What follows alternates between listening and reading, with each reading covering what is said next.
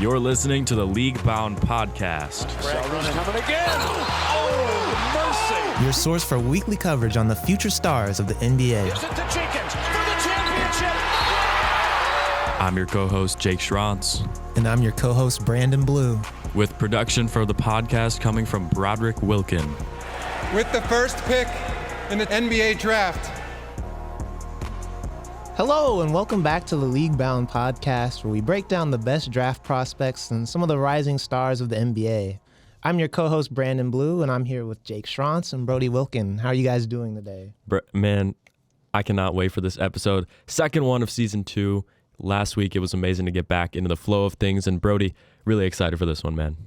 So this would be our third video podcast, and man, I am still just so excited about what we can do here, the new upgrades here. We got a wide angle mic up here, or camera up here, so then I can put 2 zoomed in cameras on my guys over here, upgrade that production quality, get us looking smooth as ever, and produce something really good for you guys.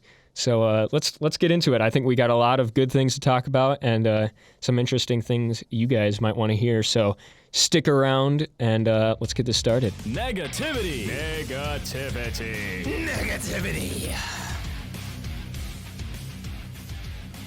Well, first off, we always got to start this off with some negativity, you know what I'm saying? So this week during games, Klay Thompson was ejected during an anticipated matchup with the Phoenix Suns. This was supposed to be what we were going to get in the Western Conference Finals, but as we all know, the Suns got obliterated by Luka. And then Klay Thompson was jarring with Devin Booker in the third quarter during a game that was mostly decided. And it just got a little chippy, and then things escalated. Klay later was walking away, and then he shoved Mikal Bridges away, and then he got his first career ejection ever. So I know for me, I'm a person who loves rivalry, so seeing something like this, it gets me excited for what we could potentially see in the playoffs.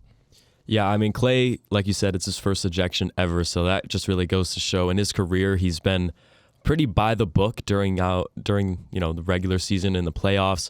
Usually stays out of trouble on the court, but it's kind of crazy to see a guy who's so calm and collected like Klay really get his emotions. I must say, the one thing I hate about this is that Devin Booker gets to come off with the win, not just literally, but in the sense of this, event of the trash talk, because they won the game and Klay Thompson got kicked off the floor. But I love seeing after it was his teammates, Jordan Poole and I think both Draymond Green, they were kind of getting in Klay's ear, and they were like, or not Klay's ear, they were getting in Devin's ear, and they were telling him, we've got 4 of these things already, so this means nothing to us. But, yeah, I mean, you talk about negativity. It's funny, Jordan Poole and Draymond Green coming together, huh? Yeah. Oh, yeah. The irony of that in itself is just... What is it? Has it even been a month since that happened? Yeah, that's crazy. I feel like that happened like so long ago, but it really hasn't been that long. But anyways, Season's just getting started, man. The Weekly Takes. Moving into our main segment, the Weekly Takes, well, we're going to be talking about a high school player, actually. Jake, do you want to try saying that name? Yeah, so we checked him out a little bit, and from what we could tell, it sounds like Olivier Rioux, the tallest teenager in the world, Guinness World Record holder for that. And he's currently going to play at IMG Academy, one of the most highly touted high school, really just churn them out type of programs where so many good players come out of IMG, it seems like. And Branden, I don't know if we've ever seen a high school player like this. What is he, 7'5", I think? 7'6"? Yeah, I mean, he definitely reminds me of, I guess for a college player, he reminds me a lot of Zach Edey, just because they're both similar in height. But it does seem like he does move the floor a little bit better, which I think is something to be happy about. But I'm not going to sit here and act like I've seen 100 hours of game footage from this guy. But what I will say is I do think that there is definitely some NBA potential. But I think the issue that comes down to it is just, can he defend in space? Like, they put him in a pick and roll, which is like one of the most common NBA play initiators. Like, when that happens, is he going to be able to guard, or is he just going to become food? you know? Yeah, and on the offensive end, in some of the videos, he was talking about working on his jumper. And I know I saw there was a slow motion shot of his jumper from the corner. It didn't look terrible. His elbow was kind of out really wide, almost like Evan Turner looking jumper, if you know what that looks like. But I mean, if he's shooting jumpers, he's already more advanced offensively than Zach Edey. And I remember in the comment section, it was just like Purdue bound, because they seem to always get those just behemoths inside. But I can't wait to see what he does, because I think he's only going into his sophomore year at IMG, so that's crazy. He only has one offer right now from Stetson too, so I'm sure those will go up. But before we move on, I just want to say, I really hope this doesn't, because like we have guys like Chet, Victor, we have all them out like doing big things right now. I just don't want this to start being a trend where we see like every 7'6" guy, like take for instance that dude from Spire. I can't remember his name off the top of my head, but seeing guys like him and then him getting all the media hype, it's just like there's so much more than being 7'6" that you need. Like you need strength to fill into your body. You need to be able to move, and as you're seeing with Chet and Victor, like you need to be able to shoot now. So it's just like, I hope we don't get into the trend of seeing every 7'6" guy like Victor, and Chet was kind of getting up there in the freakish range, but it was like, I just want this to be, I just don't want to get to the point where we just start overhyping every 7-foot guy that we see. Yeah, that kind of happened. I think it was Rob Bob is who you're talking about at Spire, and that actually was the same high school as LaMelo Ball eventually, and they never got on the court together. So, I mean, look at LaMelo Ball now, already an all-star in the league, and Rob Bob is pretty much nowhere to be seen in terms of basketball relevance. So I do agree. I think with the hype of Victor, a lot of these tall guys, like eventually it may just turn into he's taller than Victor Wembanyama, like as a thumbnail. Yeah. And I think that's going to get kind of annoying. Yeah, and I mean, it kind of adds into another question with the whole, is he another one of those guys that just gets freaked out about on social media and then you don't hear about him ever again because he's not really that good? But IMG Academy is a very prestigious school, and he definitely has a pretty good opportunity to enhance his skills. I don't think he's necessarily probably one of those as random, like 7'8" random guys just out in the middle of nowhere people found that everyone's freaking out about. And but you do have to ask the question, is he another one of those guys? Yeah. I will say, though, like you talked about Chet Holmgren, I kind of remember after he first started gaining popularity in high school after that Steph Curry camp, I was like, who is this guy? Like, he seems kind of like a joke. But then he like committed his whole life to basketball, and now look at him. He's a number 2 pick in the NBA draft, and I was out here last year saying he should have been the number 1 pick in the draft. So I don't think it's that crazy to have these big kids who are so young already in high school to just write them off that early. I think he has a chance. Yeah. You can go. And one last thing, which I was actually going to ask you, Brandon, unless it loses your train of thought, about you were talking about his movement a little bit at the starting.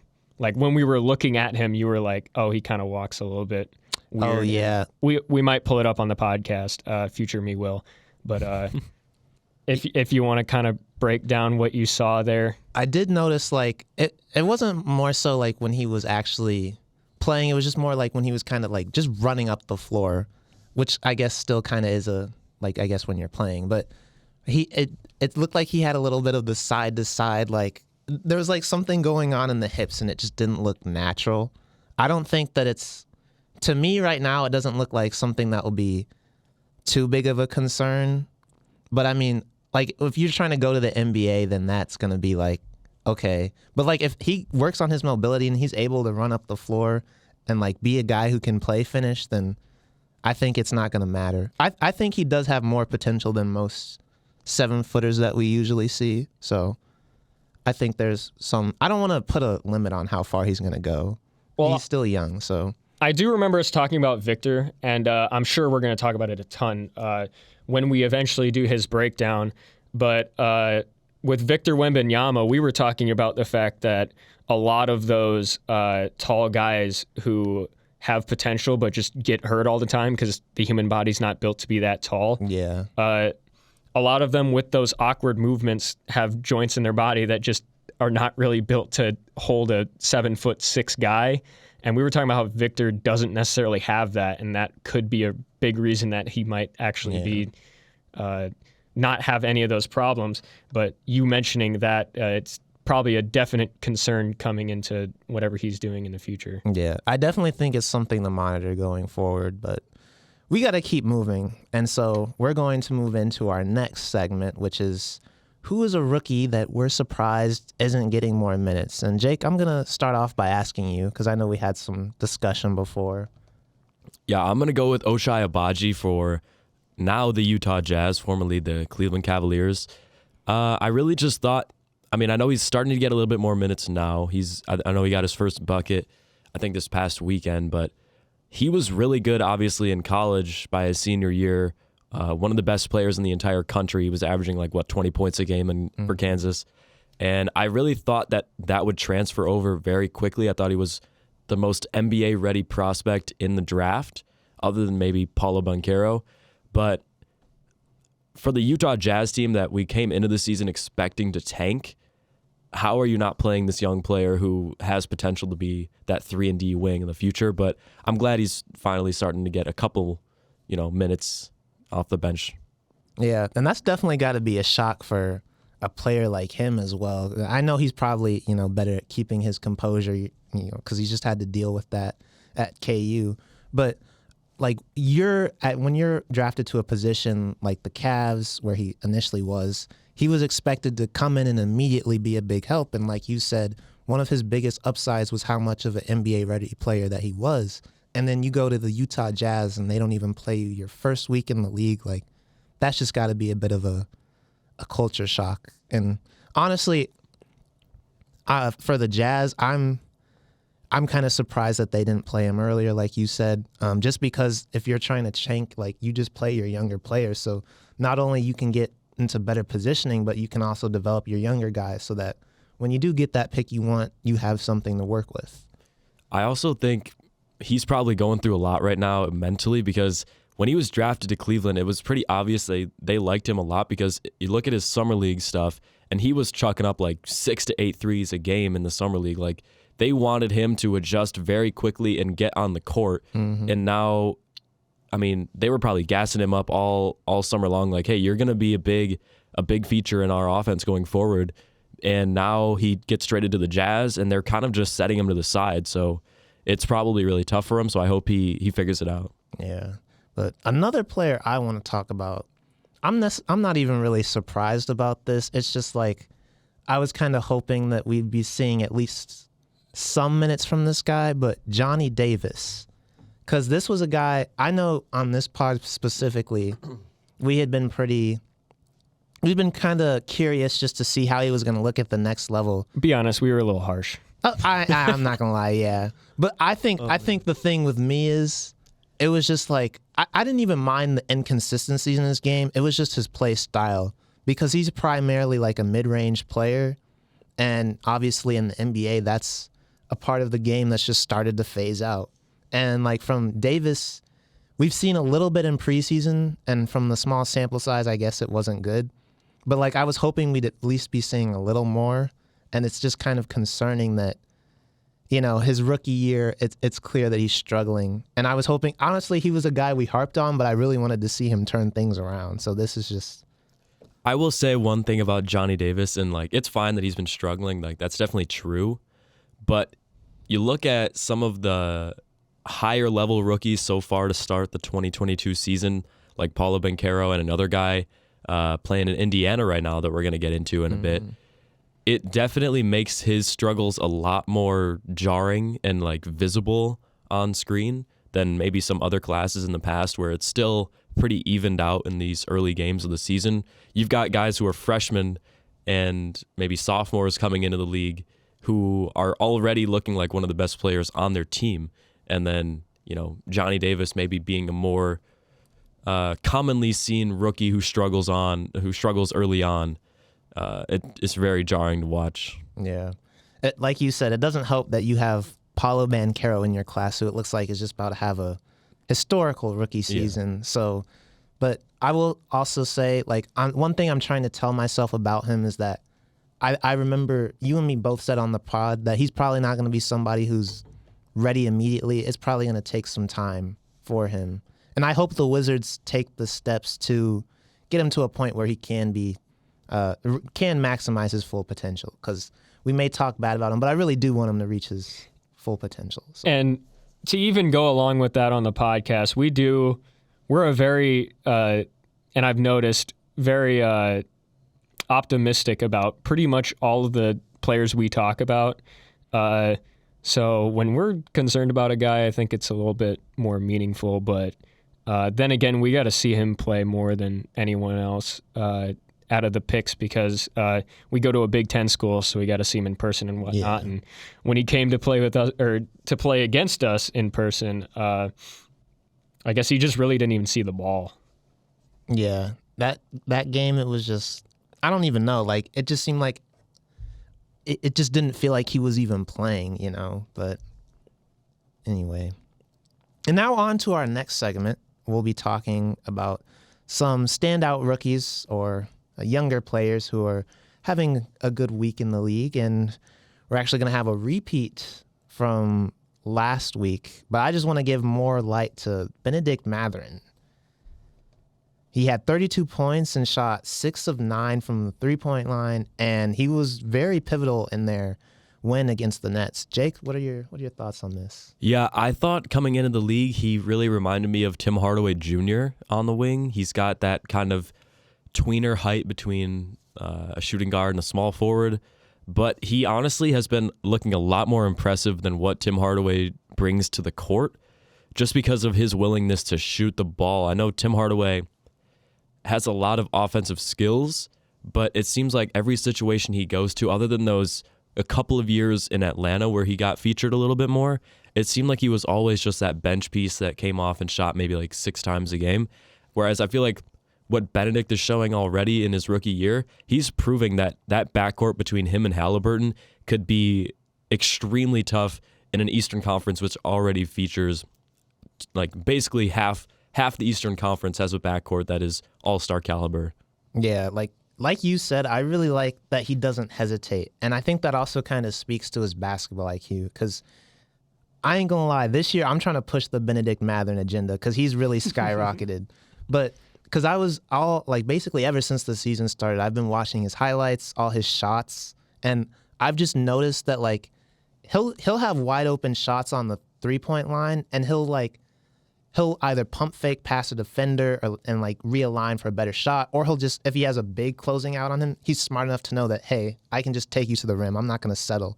So it's seeing little things like that just really make me appreciate his game.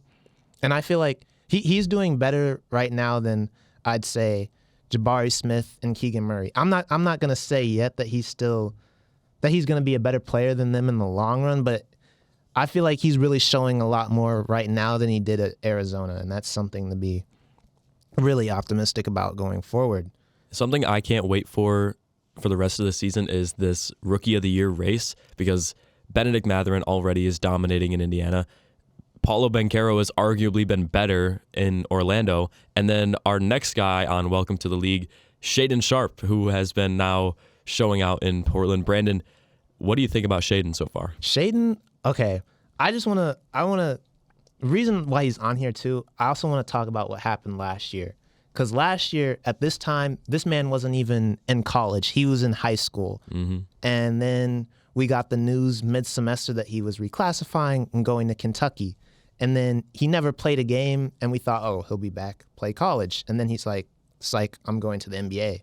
And now it's just like, and people were questioning about him. He was such an anomaly. He was a mystery. Nobody knew much about his game because he hadn't played against a lot of high-level opponents. And here he's coming in and already making an impact. So I think that goes to show that, yeah, this guy was pretty talented.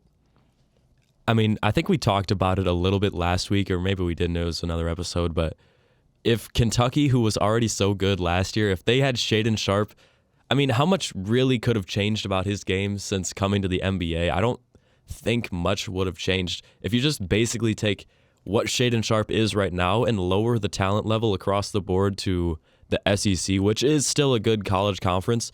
But oh my God, I wonder if he would have played I'm not sure if he was quite eligible. I think wasn't he eligible to play? He was eligible to play, but I think Coach Calipari just wanted him to get acclimated to the system first. Yeah. So that is just crazy. I want to say too, like, you think about some of the highlight reel posters that he's already had, and oh my gosh, if he had gotten to play this college semester, or not this college semester, this college year, it would have been so fun to see him paired up with Oscar Tshiebwe.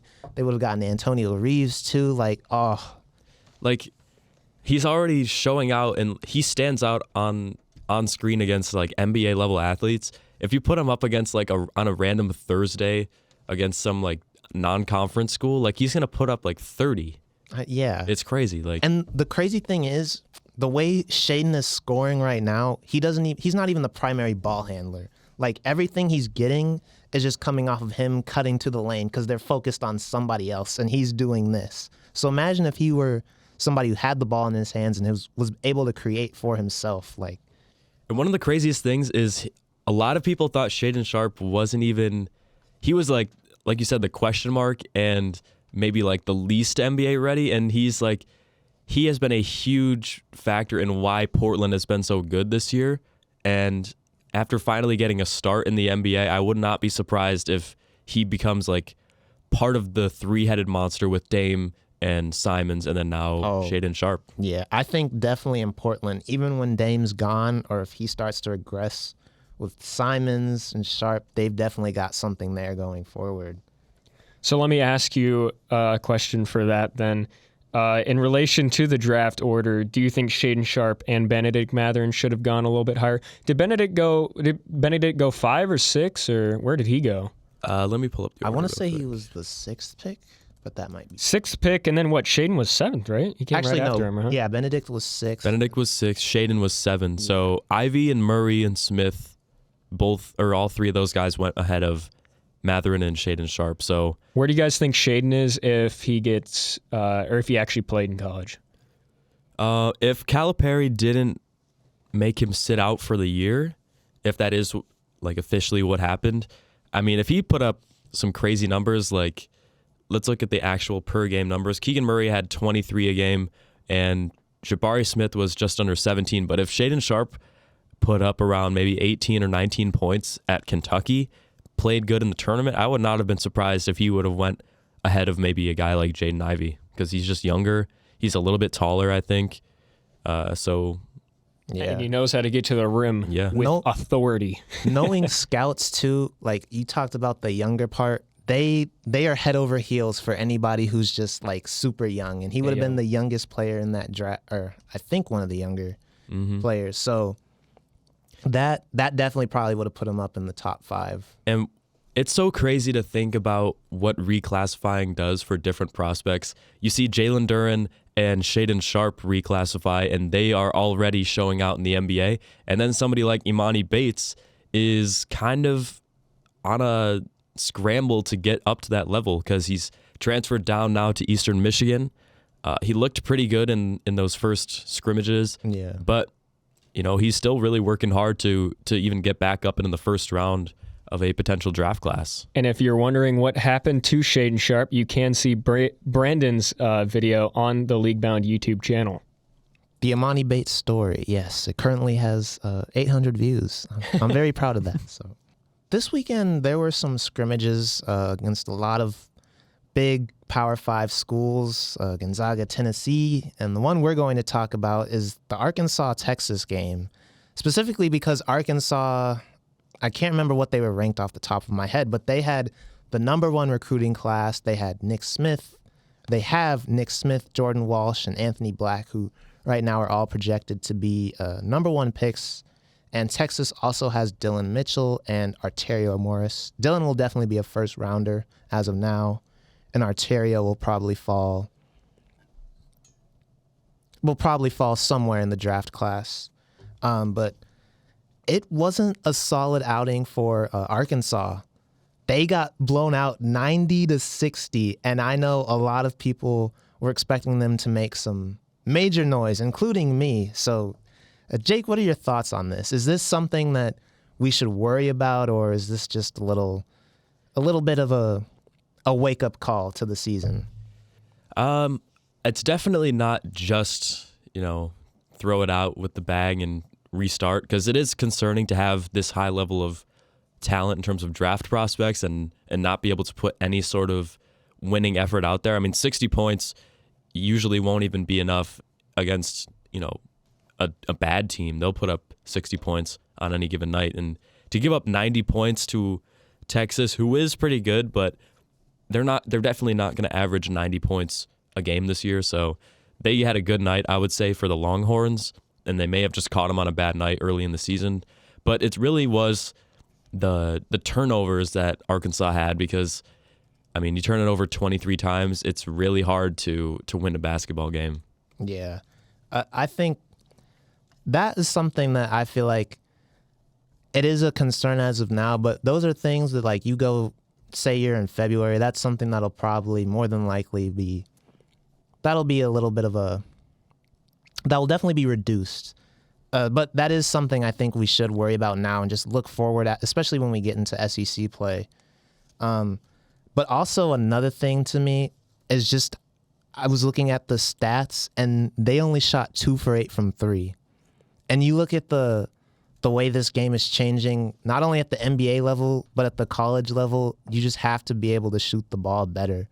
And I think, for me, that's what I'm kind of looking at going forward. It's like, when you get into that tournament and you're going on a cold streak, you don't have a 3 to help you. You don't have shooters other than maybe Nick Smith and Black to kind of help you stay in that game and kind of, help calm the run. Like, if somebody goes on a big run, like, you're going to feel it, and you're not going to be able to do much about it if you shoot as bad as you did in that scrimmage. Yeah, and Arkansas also lost Jalen Williams, who we all know here on League Bound was very important in terms of leadership and just hustle plays inside for Arkansas last year. So they're still maybe finding some sort of identity.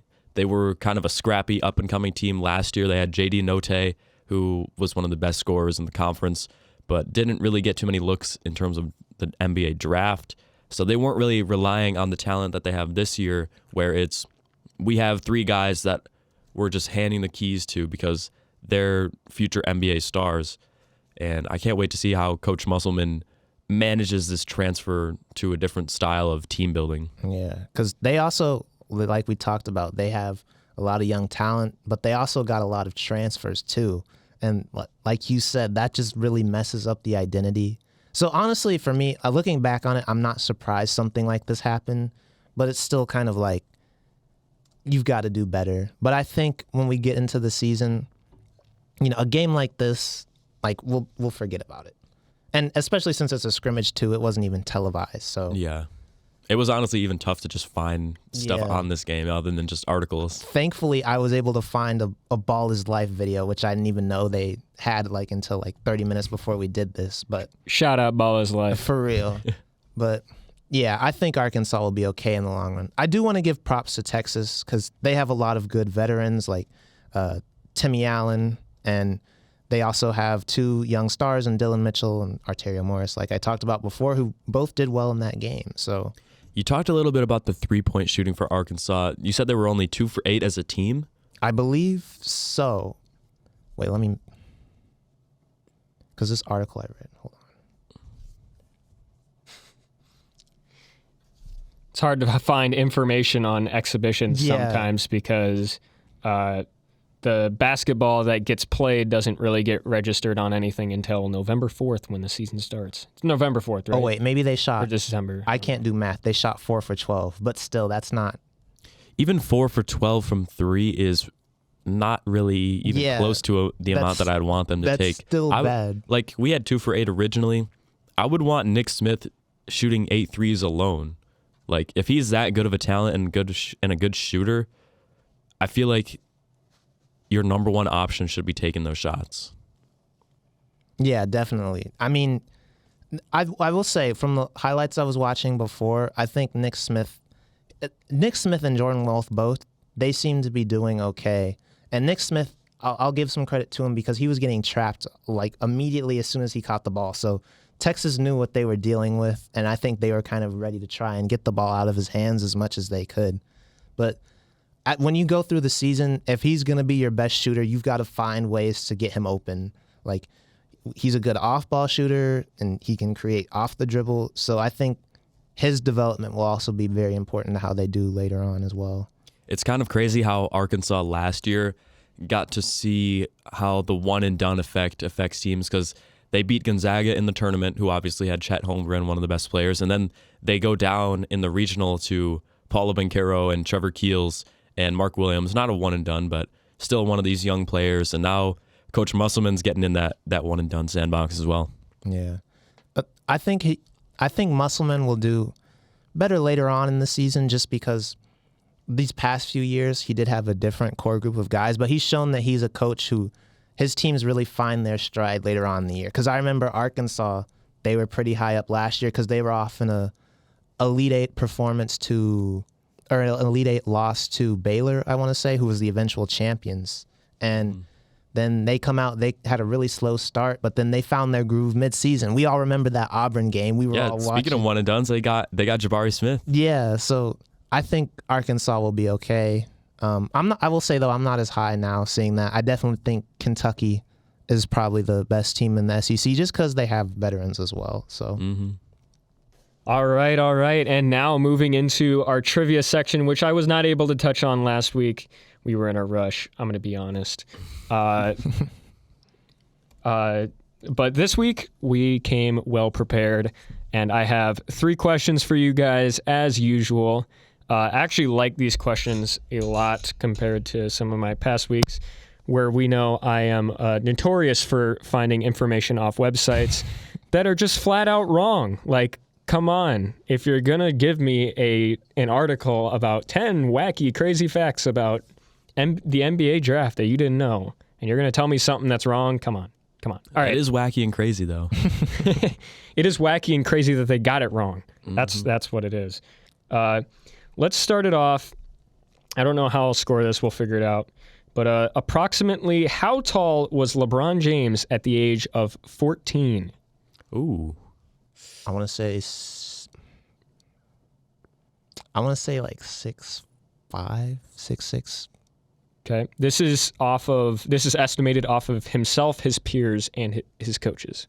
I'm going to guess he was he was a late bloomer, so I'm going to guess like 6'2". Okay. Both answers locked in.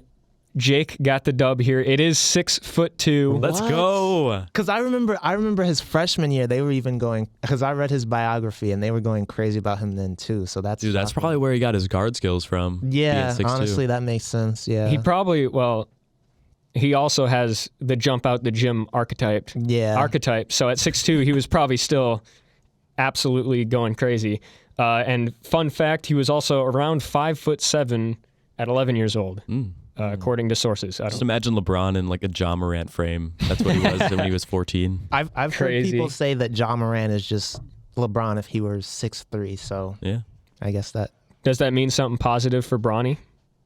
Potentially. Yeah. Potentially. He looks pretty good right now, I have to say. Yeah. Like, he can shoot the ball. Yeah, he's definitely a better shooter than his dad, that's for sure. Mm-hmm. You know, I feel like we don't cover them enough on the pod. We'll have to give a little bit of an update or maybe our thoughts on the two James brothers in the future. Bronny did play the Thompson twins like a few weeks ago. We could talk about that too, yeah. But all right, second question for y'all.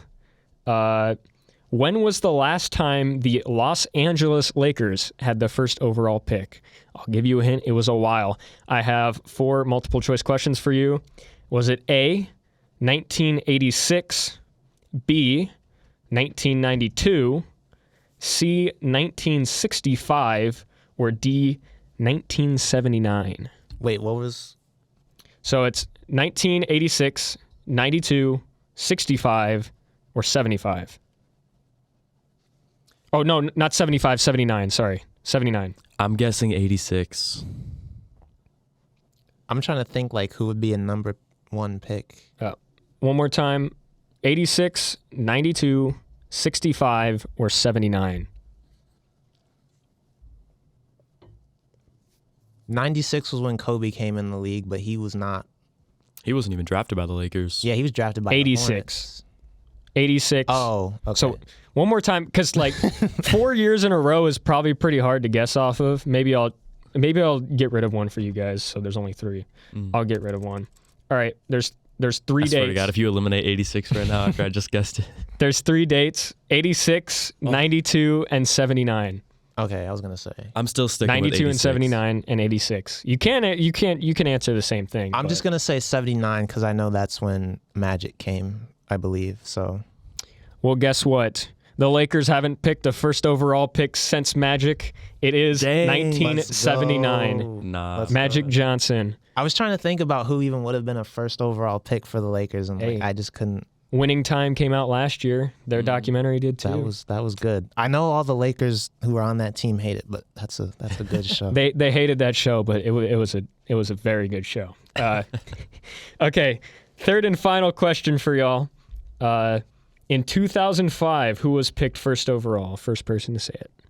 2005. Ooh. I did that video, so I know this. I want to say Andrea Bargnani. I feel like he was a little later. I ain't even gonna. It was either because it was like I'm going to guess. 2005. Yep. Is it Garnett, or is he? No, he's like 90s. yeah. Ooh. If I'm wrong, then I know who it is. But I feel like it's probably a center because 2005. I was debating giving a hint. don't give a hint. No hint. I don't need a hints. hint. Well, you already guessed. That's the problem. Yeah. Well, he can change his guess. Like, wait, who did you guess? Andrea Bargnani Oh. for the Raptors. Mm-hmm.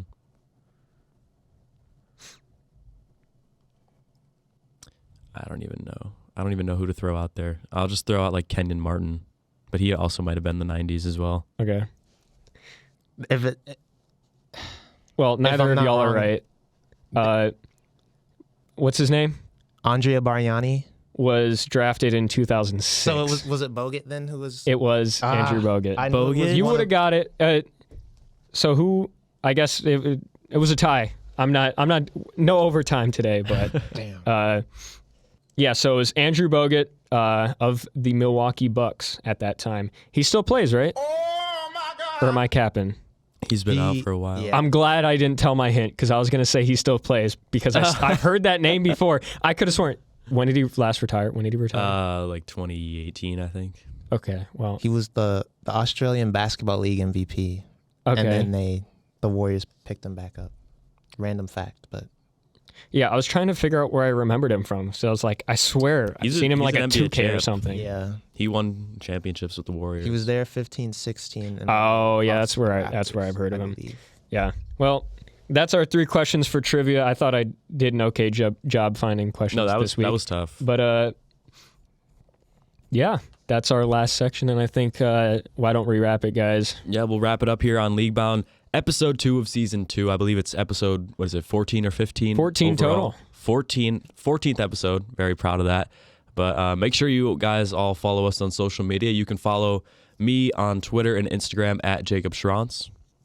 And you can find me, Branden Blue, on Twitter at Branden.Blue and Instagram.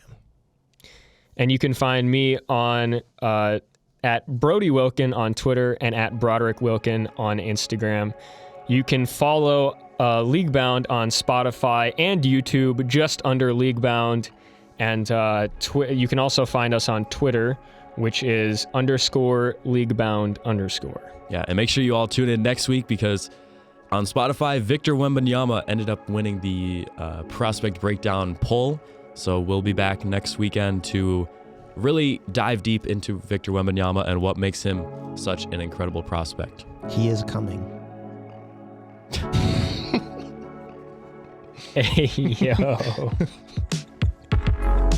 Have a good week, y'all. I don't know why. Well, I love this show. All right.